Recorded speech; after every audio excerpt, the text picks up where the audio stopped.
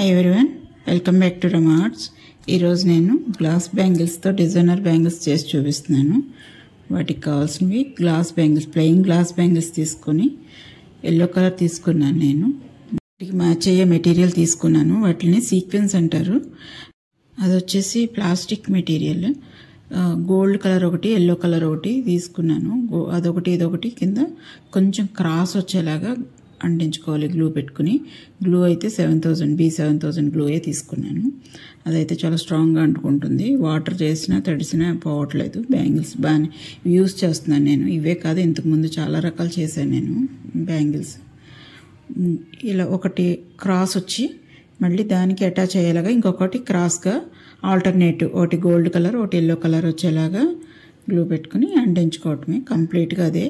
రెండు కింద కూడా పెట్టుకోవచ్చు, కానీ దానికంటే ఒకటొకటే బాగుంది. నేను పెట్టి చూశాను. ఫస్ట్ అయితే 2 గోల్డ్ 2 ఎల్లో అలా పెట్టాను. అదంతా లుక్ రావట్లేదు.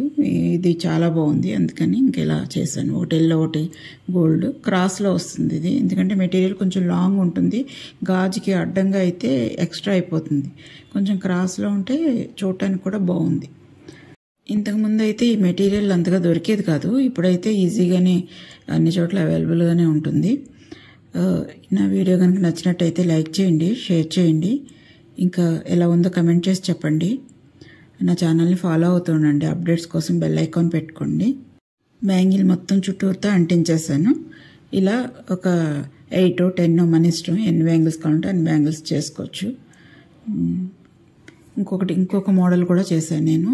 వేరే కొంచెం మెటీరియల్ డిఫరెన్స్, కానీ ఆల్టర్నేటివ్ ఇలానే గోల్డ్ ఒకటి సేమ్ కలర్ ఒకటి వచ్చేలాగా. కలర్ అయితే నా దగ్గర బ్యాంగిల్స్ పింక్ కలర్ దొరికాయి. అది కొంచెం పర్పుల్ కలర్. అది పింకిష్లో కొంచెం బాగానే సెట్ అవుతుందని ఆ బ్యాంగిల్స్ యూస్ చేశాను. పింక్ బ్యాంగిల్కి ప్లెయిన్ బ్యాంగిల్కి పర్పుల్ రౌండ్ వచ్చింది మెటీరియల్. సీక్వెన్స్, అది కూడా సీక్వెన్సెస్, ప్లాస్టిక్ మేడ్. ఒకటి పర్పుల్ కలరు, ఒకటి గోల్డ్ కలర్. అలా ఆల్టర్నేటివ్ రౌండ్ మూలన స్ట్రైట్ ఇంకా అలా ఉందో అలానే పెట్టేయచ్చు. ఇందాకడైతే కొంచెం ఎక్స్ట్రా వచ్చింది కనుక క్రాస్లో పెట్టాము. ఇది రౌండ్ కరెక్ట్గా గాజు సైజు. ఒకటి గోల్డ్ కలర్ ఒకటి పర్పుల్ కలర్, అలా మొత్తం రౌండ్గా గాజు అంతా అంటించేసాను. అలా నేను ఒక 10 బ్యాంగిల్స్ చేశాను.